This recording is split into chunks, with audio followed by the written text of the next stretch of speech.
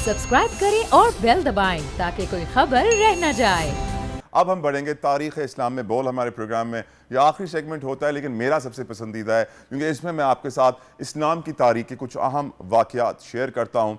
मैंने इससे पहले आपको ग़ज़वा खैबर का बताया था, आज मैं आपको ग़ज़वा ओहद का एक वाक़या शेयर कर रहा हूँ जो कि यकीनन आपके दिल को भी दहला देगा।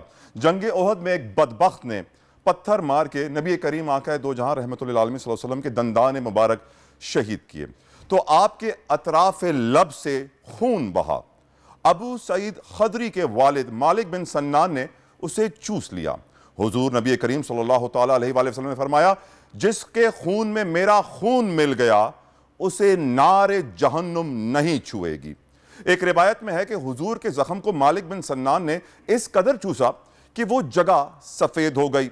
वो जब चूसते तो हुजूर फरमाते बाहर थूक दो, वो फरमाते बखुदा मैं आपके खून पाक को जमीन पर नहीं फेंकूंगा, और वो निगलते गए। हुजूर ने फरमाया, जो चाहे कि दुनिया में किसी जन्नती को देखे तो वो इस शख्स को देखे।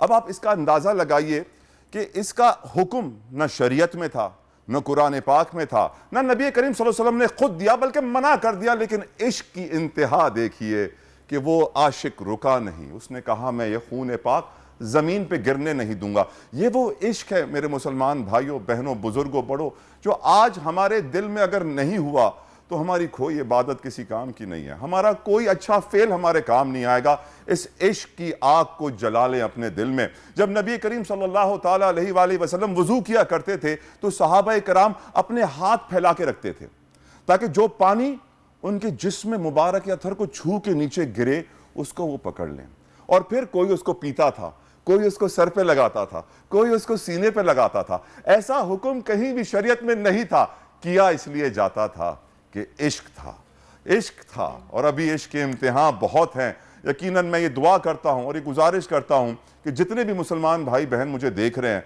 अपने दिल में इस इश्क की शमा को जला लें, अहले बैत पंजतन पाक की गुलामी अपना लें। यकीन कीजिए दुनिया और आखिरत दोनों सवर जाएगी और अल्लाह हमारे साथ राजी हो जाए, आका सल्लल्लाहु अलैहि वसल्लम हमसे राजी हो जाएं। वर्दा ने हमें दालडा के दस्तरखान के बाद ज्वाइन कर लिया है, और वर्दा आप भी कुछ अगर ऐड करना चाहें मैं तो यही कहूँगी कि दुआ कीजिए, अल्लाह ताला से दुआ मांगिए, अपने रब से मांगिए, गिड़गिड़ा के मांगिए। पहला अशरा अख्ताम पजीर है रमज़ान का, और जब तक रमज़ान शुरू हुए थे हम इतने खुश थे, इतने अपने आप को खुश नसीब महसूस कर रहे थे कि माह रमज़ान का ये बाबरकत महीना हमें नसीब हुआ है। हम अल्लाह ताला से अपनी मग़फ़िरत करवा लेंगे। हमें चाहिए कि हम अल्लाह से दुआ करें। पहला अशरा रहमत और बरकतों का होता है, वो हमने मांगी। अब मग़फ़िरत का अशरा शुरू होने वाला है, अगला अशरा शुरू होने वाला है। दुआ कीजिए, गिड़गिड़ाइए अपने रब से, जो बेशक रहमान और रहीम है, गफ़ूर और रहीम है, माफ़ कर फरमाने वाला है। लेकिन इस यकीन के साथ दुआ कीजिए कि आपकी दुआ कबूल ज़रूर होगी उस बारगाह इलाही में। और अगर किसी वजह से किसी भी रीज़न की वजह से आपकी दुआ कबूल नहीं होती तो मायूस मत होइएगा। ये यकीन रखिएगा कि अल्लाह ताला उस जहां में आपकी दुआ ज़रूर कबूल करेगा, या फिर अगर इस जहां में कबूल नहीं हुई है तो उसके पीछे कोई ना कोई मसलहत है मेरे रब की।